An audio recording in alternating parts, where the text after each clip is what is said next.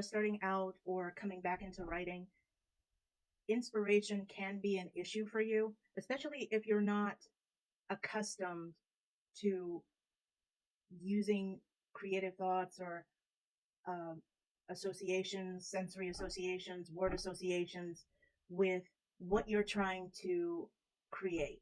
One of the things that I do, and the reason I always keep like a little pocket notebook with me wherever I go, is I actively seek out sensory information, observations, no matter how small it is, a color, a word that I want to remember, um, an animal, something I heard, something I want to learn about, any little thing that I want to take note of, I'll jot it down.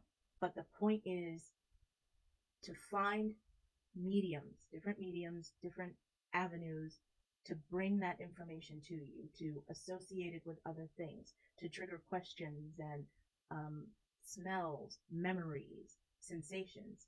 All of those things help you generate story ideas on your own. Creative thinking is not a passive activity. Personally, I consider it uh, like a muscle, and you have to treat it as any other muscle in your body. It has to be worked. You have to practice. You have to build on that muscle. Outline what themes you want to go into and where you want your story to go, where you want to take your readers. All of that springs from you being able to observe and listen and take in language and sensory information into your own body and put it down on the page. So I hope this was helpful for you. Thank you again for joining me. If you want to hit the like button or share it with somebody, thank you so much for joining me. Take care and happy writing.